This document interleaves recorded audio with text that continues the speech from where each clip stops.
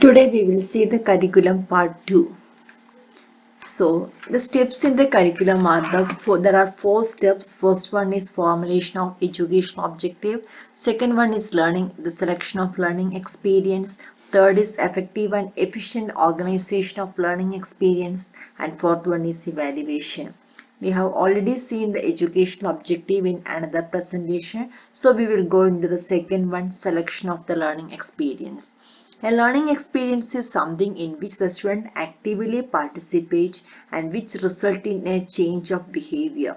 Or a teacher should select only experience which will result in a change in behavior outlined in the objectives of the program. The learning experience defined as deliberately planned experience in selected situations where the students actively participate, interact, and which result in a desirable changes of behavior in the students. In short, learning object experience are those experiences which will make appropriate response among students as indicated in the objectives. Selection of learning experience. The principles to be followed in the selection of learning experience are: all learning needs should be in relation to the selected objective, in relation with the real life situation. There should be effective integration between theory and practice. Some experience should result in several outcomes and several learning experience should bring the same outcome. Select in such a way that students constantly motivated. Students should see the relationship between past and present and focus on the future needs. Learning is enhanced by utilizing a wide variety of teaching and learning methods. Students will learn effectively if the experiences are satisfactory to them. It should consider the student's ability to undergo desired change in behavior. It should not be beyond the particular stage of development of the students.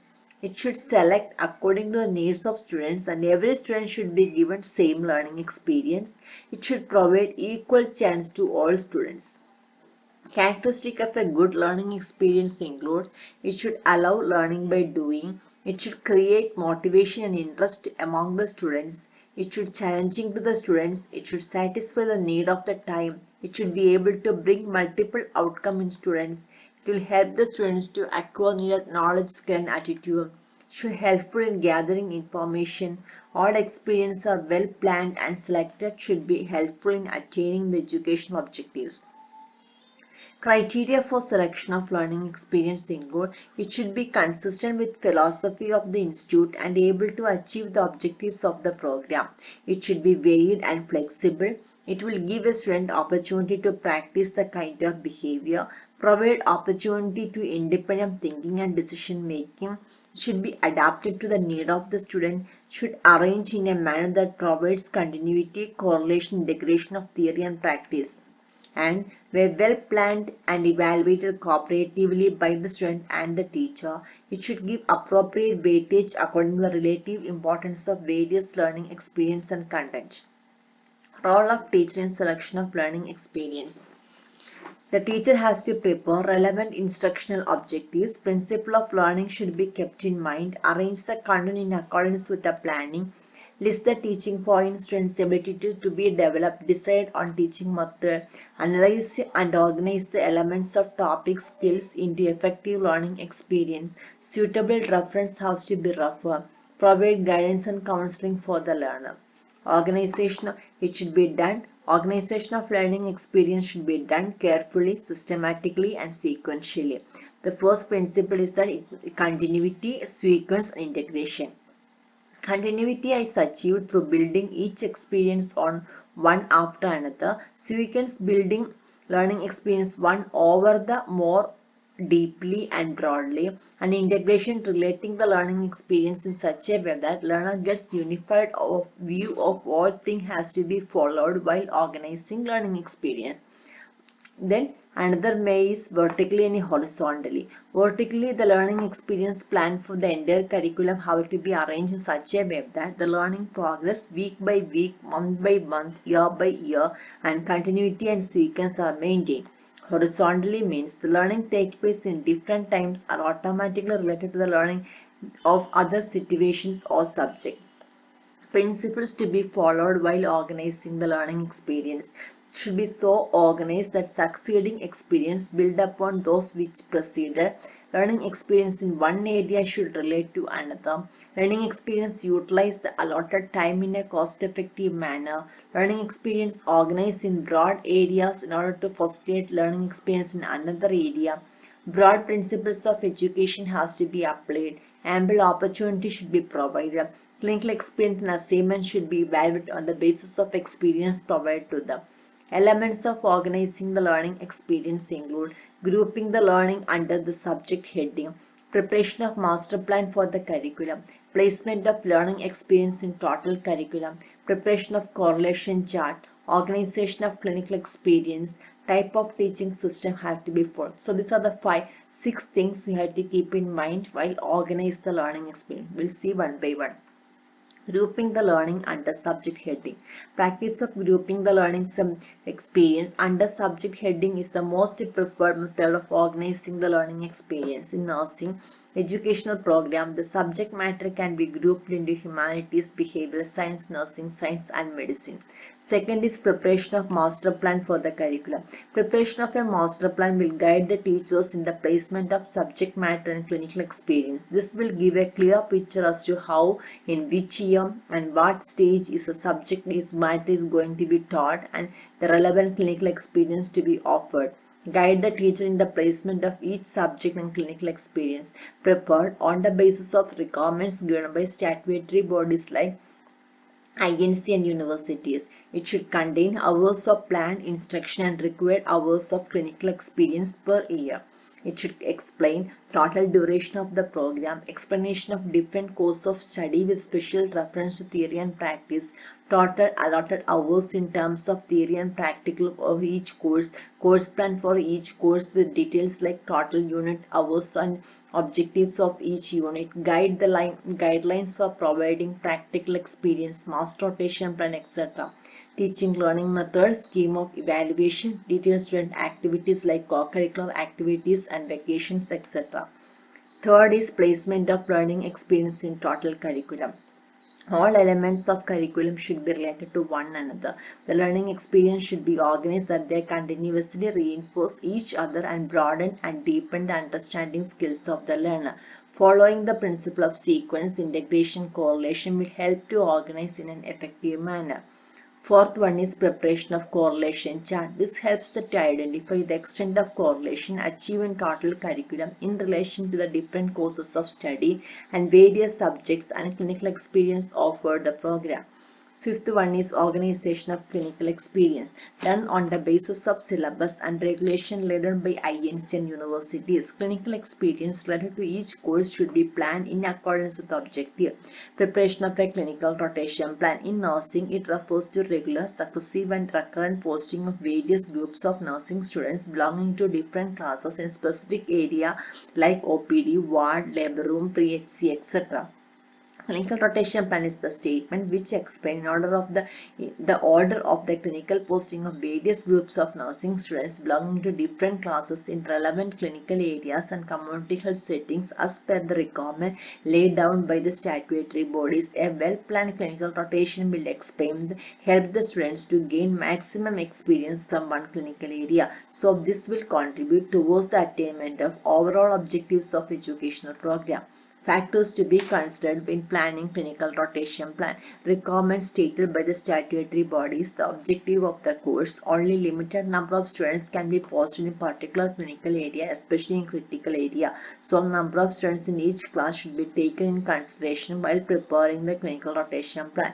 Infrastructure of the hospital. Number and size of the department, especially when running more than one program. Presence of students of other program. Agency authority concerned. Duration of clinical experience in each area, number of persons available for clinical supervision. Principles related to for developing a clinical rotation plan include it should be in accordance with the master rotation plan, made in advance with the cooperation of all faculty members. Maximums of teaching should be followed. Principle of continuity, sequence and integration should be followed. Enough teaching staff should be available. First year students should get maximum attention. All students should get enough experience. All assignments related to the clinical area should be finished before completion of the posting.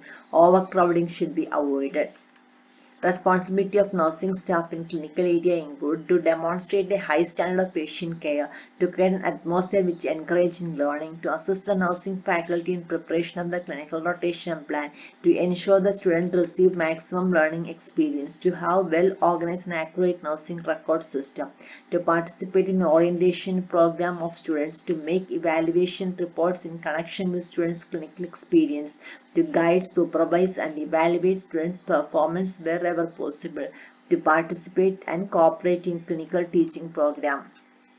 Faculty role in clinical posting. The teacher has to prepare the objectives for the clinical experience. Based on the objectives, the clinical experience has to be planned, has to see as far as possible the students should have adequate theoretical background. If necessary for some topics, spot clinical teaching should be provided. Plan the course outline so that theory can be correlated with the practice. Get permission from the authorities. Ensure each student is aware of the objectives. Place and guide the students to get required clinical experience. Orient the students to the clinical area ward. Participate in teaching, supervision and evaluating. Arrange the ward teaching, ward conference and case presentation. Criticize constructively on students' activities which improve their performance. Help the students for effective charting of the reports and records. Depend upon nature of posting, evaluation tools will be offered. Types of rotation plan include master rotation plan. Master rotation plan is the overall plan which shows the rotation of all students in a particular education institution. Master rotation plan denotes duration of placement that includes theoretical block, partial block, and clinical block. It is the overall plan of all students in a particular education institution showing entire teaching learning activities and related events during academic year like details of theoretical instruction, duration, areas of clinical posting, particulars of community health posting, period of vacation, study leave for university examinations, examination week. It is well prepared in advance so that it gives a complete and clear picture about students' placement either in theory or in the field during the academic session. Usually, master rotation plan of all batches are prepared as a combined chart for getting a united view of regarding the placement of the students in various occasions. This also helps to avoid duplication. Purpose of master rotation plan. Availability of an advanced plan before implementation of curriculum activities. All concerned are aware of placement of students in the clinical area. Coordination become more effective when theory practice correlate with integrity exists. Evaluation of program is more effective. The faculty members are in a position to make a tentative advanced plan for vacation. Availability of an advanced plan before implementation of curriculum activities during academic year for an entire program. All concerned will be aware of the placement of students in the clinical area. Coordination become more effective when theory practice correlates and integrity exists. Help the students and teachers to prepare themselves for working in the area. Any modification are required based on situation concern. Collaboration between faculty and service staff can be made for smooth running of the organization activities and meet the objectives of educational program. An assessment of the curricular program is more effective.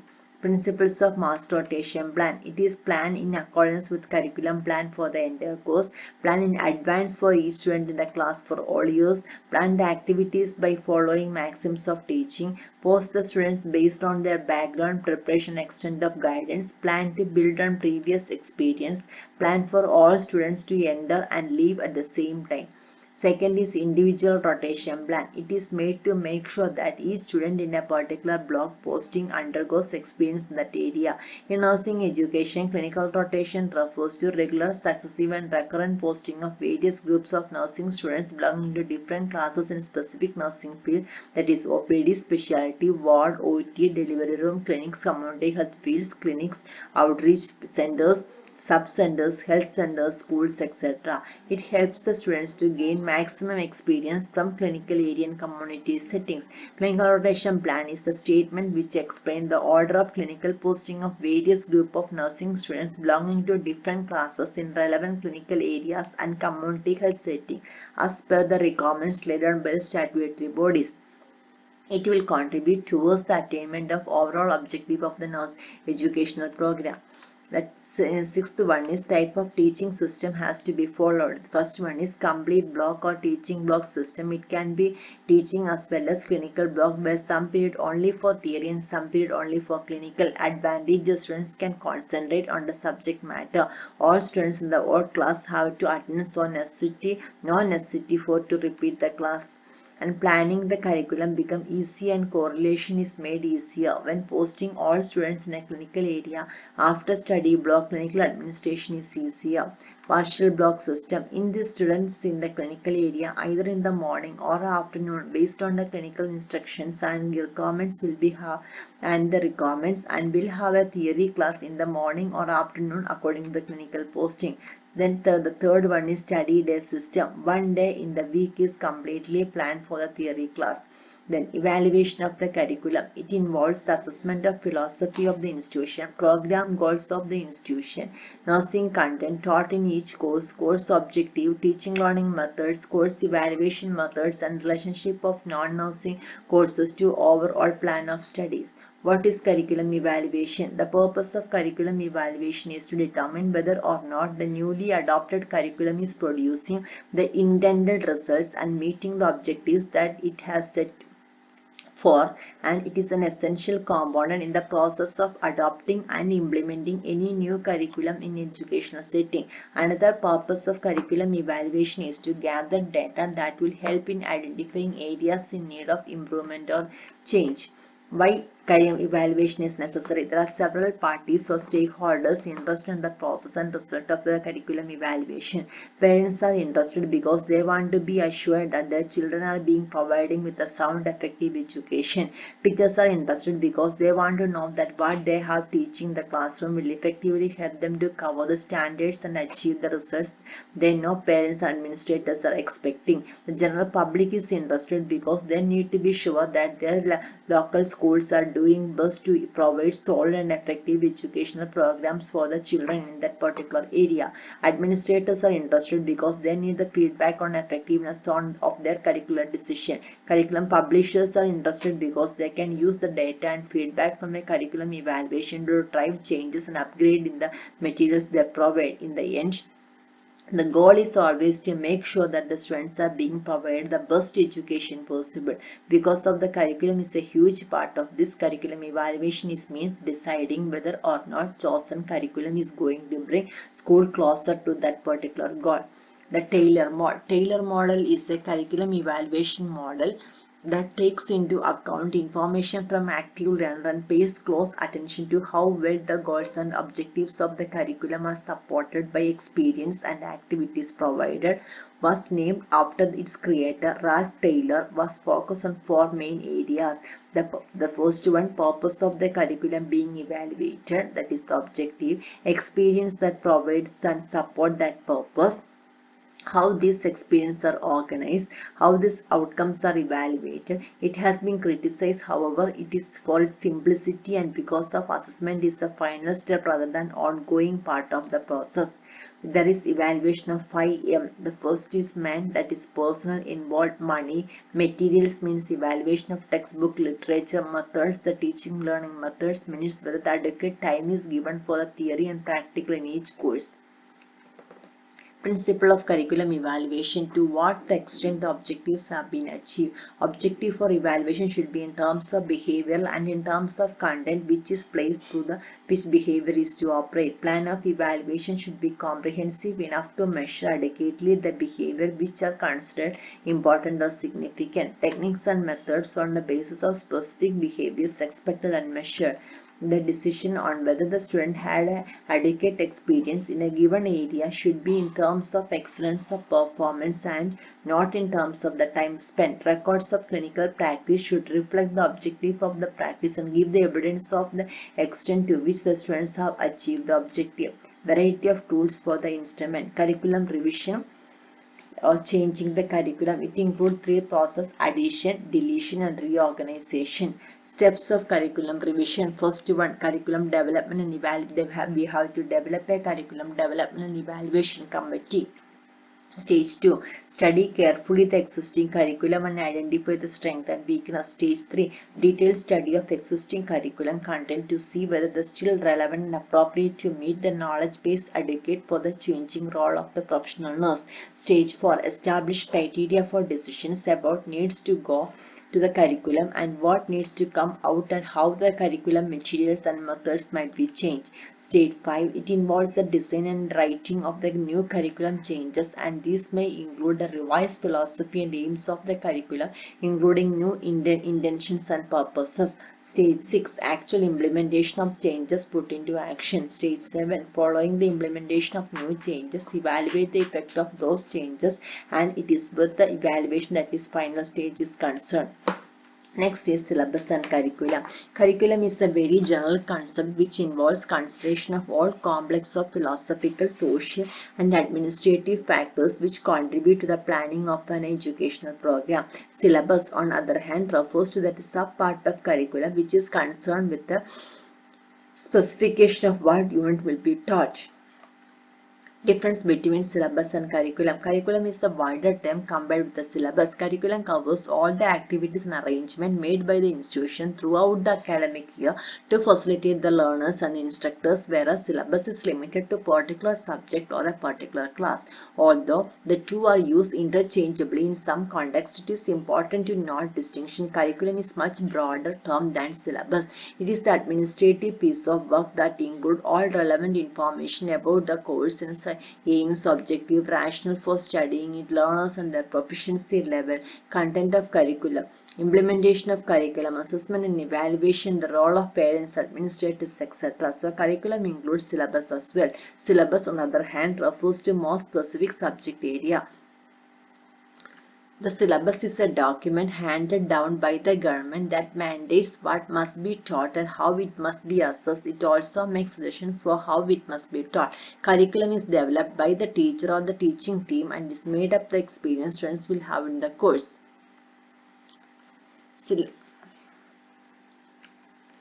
Thank you for listening. If you have any comments or suggestions, please let me know.